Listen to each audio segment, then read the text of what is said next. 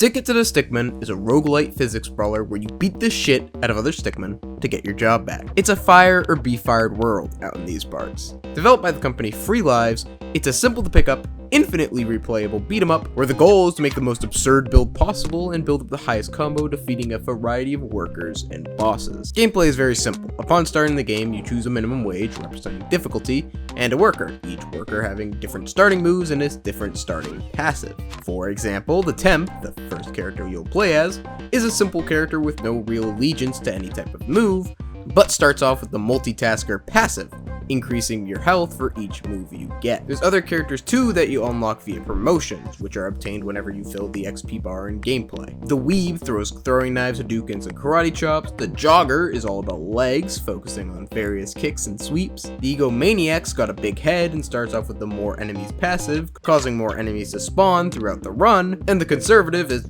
all about guns, baby. There's currently a total of 10 characters, each one being unique and fun to play, and of course, adding to this game's infinite replayability. After picking a character and getting into the game itself is quite simple.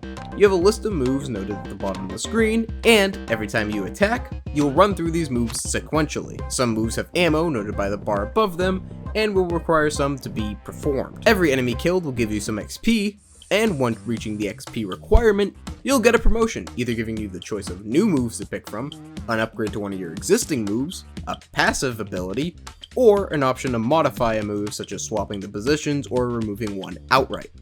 There's also sometimes an option to give double XP for 2 minutes, which I would personally recommend taking since it ends up leading to more promotions overall. Reaching the XP requirement will sometimes drop a bonus box that can contain various bonuses. It can either refill all your moves' ammo, give free XP by spawning more enemies, refill your health, or give you an extra promotion. These can help buff up your character for more difficult floors and bosses, and certain passives like Scrounger can help you get more boxes.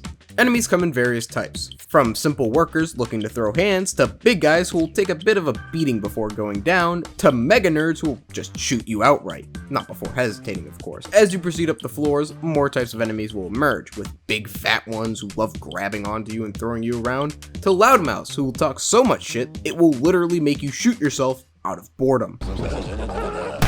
Certain floors will also have bosses, who come in various types and will always take a bit of a beating.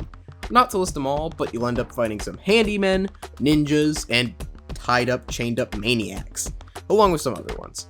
The bosses add for a nice change of pace that also makes sure you aren't just throwing all your promotions into easy crowd control, because it's very easy to do that. Going back to talking about the moves, they come in a lot of types, from punches and slaps, to kicks and slides, to guns and throwables, to caffeine and farts.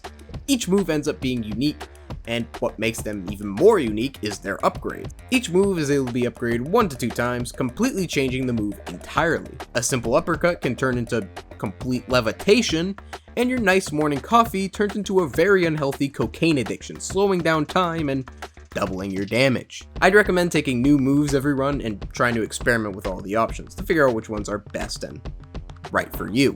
And of course, once you reach the top, you gotta tussle with the head of it all, the boss, who's also just Jeff Bezos apparently. Beating him down will result in the ending, and pro tip here, if you want to access the higher difficulties, you'd need to kill Jeff Bezos and then increase minimum wage, and killing him can turn out kinda weird, like, geez, some of these text boxes make me question humanity even more than I once did. What the hell? Oh, did I mention this game is free? Like, you can go download it now in the description below and play it. Yeah, I didn't know that either till I looked it up, and I definitely don't regret doing so, because this is actually one of my favorite time killers in school at the moment. It's a game I'd highly recommend to anyone willing to play some simple, fun, roguelite action, and once again it's free, so there's no harm in trying it out.